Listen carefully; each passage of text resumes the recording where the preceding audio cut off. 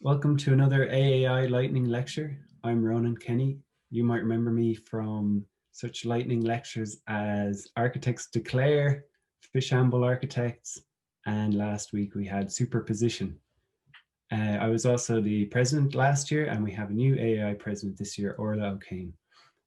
Today we're talking to Miriam Delaney from Freemarket, who we first saw at the Venice Biennale 2 years ago. And since then they've had a traveling exhibition and they won an AAI award this year. So congratulations, Miriam. Take it away. Thanks, Ronan. Thanks very much. I should say at the outset, I'm one of Freemarket, along with 5 of my colleagues.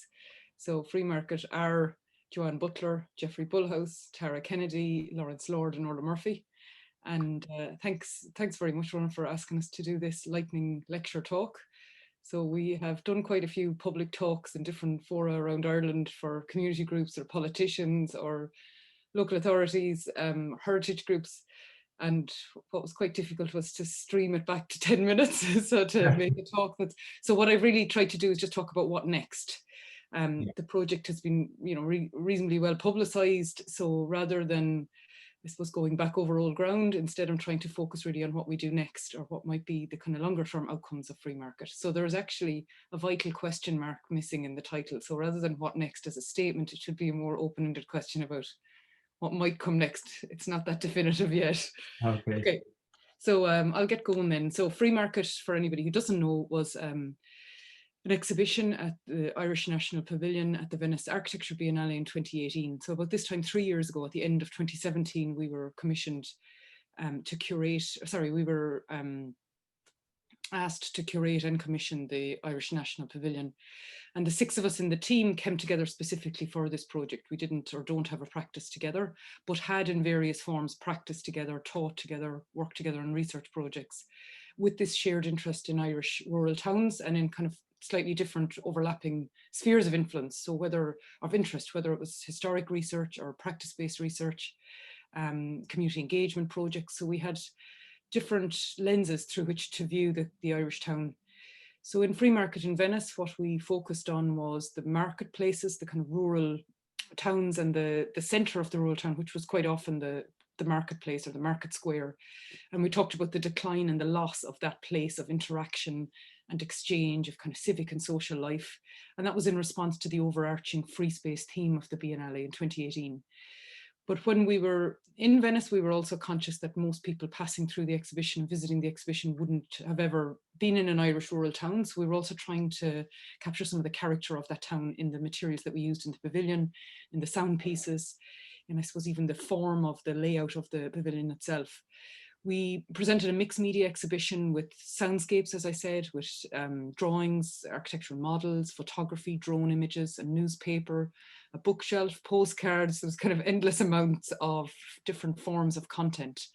What we said at the outset when we were in our very initial interview at the Arts Council and Culture Ireland was that we really thought it was critical that the project returned to rural Irish towns. So that was from the very beginning of the project, one of the kind of key outcomes that we wanted to achieve, that rather than being an exhibition that returned to Ireland to a kind of gallery setting, but that it would return and be in the marketplaces which we had highlighted.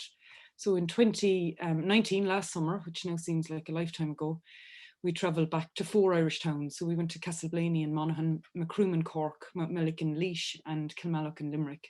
And these were some of the towns that we had kind of highlighted as case study towns in our Venice phase of the project. On the Irish tour then, what we did in each of the towns was we set in place 3 or 4 days of engagement, of community engagement, which included interviews, town hall meetings, walking tours, vox pops, secondary school student transition year workshops. So each town had a kind of custom designed participation or community engagement program, which was really successful and great. That was very valuable to us to not just go and present our work as a kind of fait accompli, but to really use this as a platform to hear other people's direct experiences of the challenges that they're facing in towns, but also what they value about their own towns. So that was, I think, very, very important and quite valuable part of the project. While we were doing that tour, and even before that, before when we were in Venice, we quite strategically went out to engage with the national and local media. And so in each of the towns, we would have given interviews on local radio, talked to the local newspaper, you know, even gotten into the kind of parish newsletter in some towns, and done that in a very kind of self-conscious way, that not just to have Freemarket or the project discussed in architectural press or in kind of journals of architecture, but also to be very much aware of its importance and potential impact at a much broader level. So in the rural towns, for instance, while we were given newspaper interviews and talking to local radio stations, what we were trying to do as well is counter this really dominant narrative about the town is dead, or the decline of the Irish town, or a very negative perception in media about rural towns, and say actually there is huge potential in rural towns.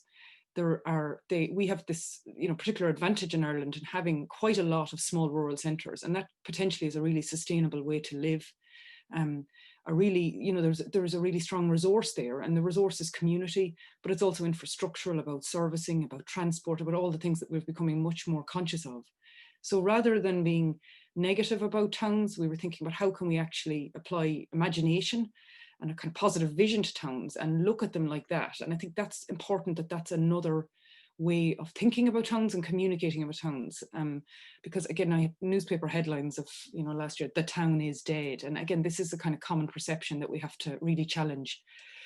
So when we were in Venice, and before we set up our exhibition in Venice, we started to think about kind of design solutions to some of the case study towns that we'd identified. And as architects, that was our first response in a way, was to start to think about how do we design a better town square? How do we design a better marketplace? But we became increasingly aware that design is only one piece of the jigsaw, and that many towns have development plans and have strategies that don't get implemented. So we became more conscious about the underlying kind of structural problems that mean that design doesn't happen and that prevent successful kind of town initiatives. So that led us to study the number of government agencies that are involved in decision-making about towns, the raft of policy that's been written at all levels, from kind of national to local authority to regional level of policy, and also the really complex and disjointed funding streams that are available for towns. So we started this work in Venice, became much more aware of it as we moved through the towns, and heard kind of firsthand from community groups about the challenges they face in trying to access funding, in trying to know who to approach and what government agency to get support. So the structural inefficiencies that are there and the disjunctions that are there between these different agencies and policies and funding make design very, very difficult to achieve, make community engagement almost impossible, and make long-term strategy really, I would say, impossible or very, very challenging. So when we've got a position where the government departments are not talking to each other or about towns, policies don't work together, the idea of implementing long-term strategies is almost impossible. We were lucky that 2018, we were very lucky that 2018 was the year that the overall Biennale, the Architecture Biennale, was curated by Shelley McNamara and Yvonne Farrell. And that was great for us because it brought an attention to the pavilion that we possibly wouldn't have gotten otherwise. And the pavilion was visited that year by the Taoiseach Leo Varadkar. And through that connection, but also I think through more kind of grassroots connections, contacting politicians in towns, meeting local councillors, meeting TDs, we started to kind of engage more in kind of political advocacy about rural towns. So we were invited then, and this was through some of those connections, to speak at the Joint Oireachtas Committee on Community and Rural Development. We were given a theme to speak about, and our theme was coordination of grant aid to support rural towns and villages. But we took the opportunity to kind of present a more expansive or a kind of broader presentation. So we did talk about grant aid and we did talk about funding, but we also talked about and presented 6 recommendations for rural towns, which were policy recommendations that need to be implemented at high level within government to start to really challenge those structural problems. So we created this diagram, which is still a work in progress and still needs kind of more revisions. And again, it's not a static diagram, it's a kind of dynamic field of changing. So this diagram was looking at where are the various pots of money and where are the various funding streams that towns can access. And what's missing from this diagram, and in a way is another piece of work, is looking at who can access what pots of money. So the fact that we have a multitude of government departments that fund projects in towns, from be they, enterprise or community rural development or European Union funding, there's leader funding and CEDRA funding, we have philanthropic groups, we have community groups. So all of these different groups and departments have different streams of funding, have different funding calls. Many of them are annual, which is problematic. So when you have annual funding calls, the money needs to be spent quickly. So that prevents or really makes deep community engagement very difficult. So where you have annual funding streams, annual funding call with an emphasis on spending money quickly, that's detrimental to real engagement. So that was one thing we were trying to highlight in that Oireachtas committee. We were also trying to highlight that often government departments don't know what's being spent by another government department within a town. So we found that ourselves very directly, where the Department of Community and Rural Development may not know that the Department of Health is also funding a community healthy walk in a town. So the lack of joined up systematic thinking about funding means that money is often spent unwisely. We do not think the problem is fundamentally lack of money. It's that money is not being used strategically and not being used with long-term plans in place. So lots of small little pockets of money, sometimes given to local authorities, sometimes given to community groups, so in some cases even applicable to individuals. So that's another issue, like who is managing this money and who's coordinating it. So the political engagement that was kind of an ongoing thing in the background as we moved from town to town, and in that joint Oireachtas committee, we started then to engage earlier this year in political groups more directly while they were preparing for kind of programme for government talks. We made representations across a couple of parties, but most directly, I suppose, in the Green Party, in trying to suggest or lobby for changes that might work better for our towns. So we made short-term, medium-term and long-term goals of what could be achievable within the lifespan of government, but what also needs to be put in place longer-term structures that will not happen quickly, but are really necessary for the next generation of towns. So when the programme for government was published, we were happy to see some, I think, impact of some of those conversations coming through in the programme for government document, probably most notably or most evidently in the Town Centre First statement, which was at the very first page of the programme for government. And what that is a commitment to develop a Town Centre First policy, which would mean that government departments would commit to building new buildings, and particularly new public buildings within town centres. So strengthening, consolidating town cores, which, to anyone, architect or urbanist or, anybody knows that that's really self-evident. That's really basic. Like, why would you not do that? But the fact is it doesn't happen. Department of Education schools continue to be built in suburban areas or outside of school, outside of towns. We have clinics and HSEs that are built outside of towns. So it's stating the obvious, but it's important that it's stated.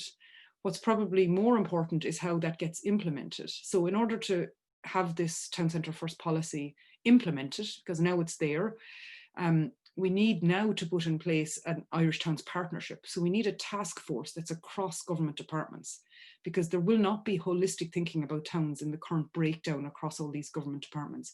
And I know the lead is taken through the Department of Community and Rural Development. That's the most clearly aligned, but they don't hold all the cards. And if they're not getting always buy-in from other government departments, or decisions are being made within government departments without reference back to any strategy for towns, the lack of a centralised task force or partnership or whatever name is put on it is really going to have mean implementing these strategies are impossible. One of the things, so we had again made 6 recommendations to the Joint Oireachtas Committee, and then we had made, I suppose, slightly more detailed recommendations at government formation talks, and then we had also started to set up other kind of structures that might help kind of prolong the goal of the project. So key amongst those is the establishment of Centre for Irish Towns, which Orla Murphy, one of the Freemarket team, and Philip Crowe led in UCD. And that's a research group, kind of an academic research group, which is now establishing parallel research clusters in other universities and in other colleges, which is really important, so that we're starting to gather researchers across a number of fields, so multidisciplinary researchers who might be interested in towns from the point of view of transport, of housing, of surveying, of history, of cycles, or, so there's a whole layers of academic researchers that are starting to pool their resources and pool their knowledge. We're also still directly involved in a number of towns and offering kind of either informal or formal advice. What we think is kind of critical now, and has even shifted since the end of the free market tour and since that political engagement earlier in the year, is the fact that we're now in this kind of pandemic situation where there is another moment now when towns can be quite quickly reevaluated because of there's a greater awareness of the potential of working remotely, of moving back to rural towns, of moving out of cities. And that's become another story about towns, and a potentially much more positive story about towns. And we look at what some towns such as Ennis are able to do quite quickly, implementing changes to public realm, implementing changes to how we use our towns. So there is a moment now, I think, when we can capitalize on some of the ideas that have been floating around and some of the work and thoughts that have gone into rural towns, but only again if there's a real political will to do that now and to put in place the structures to achieve those goals. So in some ways, it's the natural conclusion of free market. We've come to the end of, 3 years, and we originally grouped together to do this project in Venice, and then the Irish tour, and the political engagement has come on from that. But we're still working together in various formations, sometimes all 6 of us, sometimes in kind of looser groups within these kind of various sub-projects. So I think there will be an ongoing kind of legacy from that. What will be interesting to us as well is how we can continue to achieve, hopefully, both horizontal and vertical engagement. So I mean horizontal engagement in that being on the ground, directly engaging with people living in towns, community groups, a very one-on-one level of interaction, but keeping that contact while maintaining this vertical political dialogue. And that's, I think, important that both are kept live in parallel, and that it doesn't either shift and become a wholly advisory or advocacy group, or it doesn't become, only based in design on the ground in a particular town. So it's trying to achieve that balance of keeping those 2 axes going. Just to finish off then, I suppose, and this is my last comment, is like, we haven't quite got to the end of the project where we can look back and clear-eyed and say what's worked and what hasn't worked. But maybe one thing I think that is a positive thread running through it is this expansive view of what the profession of architecture can be. So it is expanding beyond the bounds of the realm of design in how we act. And I think the fact that we, and as architects, can also act quite effectively through systems thinking, through dialogue, through political engagement, as well as design. And it's not to negate the importance of design. And I think that's often presented as a binary, that like if you're not highlighting design, then you're not cognizant of the importance of it. And I think design is our primary tool, but there is also ways that we can step back and look at the role of design in wider societies and the structural issues that might either present it or encourage it or make it more possible. I think some of the other groups that are active at the moment, looking at procurement, looking at other kind of systematic issues, are also relevant to that conversation about how architects think in a broader, more expansive way. So yeah, I think I haven't looked at my notes once during it, which makes me worried that I've missed something very important. So I've probably got a key point underlined here that I probably forgot to say. So no, that was really good. Thank you so much. no I just have a couple of questions. Yeah. So I want to talk about the terminology, because free market was in response to the theme of free space for the Biennale. And then in that theme, it was about the generosity of space and giving something back. Now, you're obviously dealing a lot with funding, and I would say funding architecture. So how would you comment on the idea of a free market, where market often involves, money moving around, and that market creates the funds to actually build towns and cities? So could you comment on that? Yeah, I think the free market title was chosen at very short notice, as we were about to submit an application without huge amount of in-depth thought. So it became a kind of reaction to free space. Free market as a political term and as a kind of Thatcherite political term is a lot more problematic, and one that has been, we've had to explain a few times that we are not advocates of a kind of free market style of government. So that's always been a slight difficulty, that maybe the title wasn't chosen with that intention. But what we would say is actually probably what we're advocating might be for the opposite, is for greater involvement of governance, but it's not always big governance. It's allowing for community groups to take the lead on projects. So greater level of community and bottom up governance rather than always top down governance, because the loss of rural town or town councils in 2014, the loss of local level of decision making has meant that that kind of lower level of governance has gone. So while we're talking about, and I should have made that point, while we're talking about a government-led national task force, that in itself is only one part of a strategy that also needs to include more local-led bottom-up governance. That's not quite the question that you asked, I know that, but as you were asking it, Rónan, I realized I hadn't said that earlier. And talking about the market then and driving the market, yeah, and that's why I think we would also be quite conscious. We engage with some retail groups, with RG Data and with some other groups early on in the project where we were carrying out some research. I think that we would need that support. So we need to be also talking to economists, to people who are experts in kind of retail field. And that's one of the things that Centre of Irish Towns is doing, is kind of actively looking for that type of academic research to support the design-based research and to work with it. So again, the market function of towns, and I mean the word market in its broadest sense, the kind of economic functions of towns is critical to get right, is critical to get working.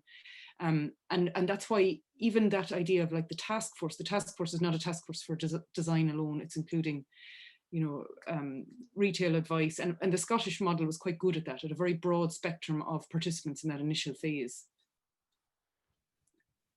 Great answer. And we're also, I want to ask you, because Ireland is at the center of the global market. You've talked about retail and the, boots on the ground market, but what we've seen with this pandemic is that there's a return, or there's remote work. So people are returning to towns that they come from or that they prefer to live in than the city, which is reducing the pressure on the city. So do you think there's an opportunity in the global market for these towns to be reinvigorated in remote work and the technology sector? I really do. I think there's huge potential there. And I think there's, the benefits of that at an individual level, at the level of community within towns, at kind of revitalizing small towns by having a generation move back, or having people that traditionally would have left and migrated to cities move back, is really significant and a real game changer if we can make that work. It's very difficult now. So if I decided to move back to a rural town, what I would find is if I buy a property in a rural town centre and decide to live above a shop, or decide to buy a small terraced house in a street in a town, the mechanisms that are there to restore the house, or to move back into the house, or to engage with local authorities that are very complex. It's probably easier for me to buy a suburban kind of semi-detached house on the outskirts of the town, or to buy a site and to start develop a one-off house in the countryside. So if we want people to move back to rural areas and to really think seriously about this, we have to make town centre living the priority, and not that people move back and start to exacerbate the problems that are already there about one-off housing or about suburban sprawl and donut effects it in town. So we have to look at this and go, okay, to move people back into towns would be brilliant, but what we need is them to moving back into town centres. And how do we do that? We need to put in place financial incentives, but also I think much easier systems of planning and building control, insurance issues. These are all the kind of factors now that prohibit people from doing that.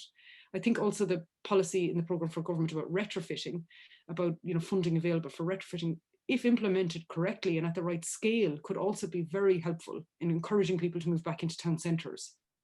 So yeah, I think we definitely have the potential for towns to be rethought of, and to be really valuable places of community and work into the 21st century.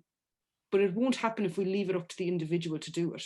If we leave it up to the individual to make those decisions on their own, some decisions are now too difficult, or they're being made too convoluted, and people may choose the easier option, which is the suburban semi-detached house or the one-off house in the countryside.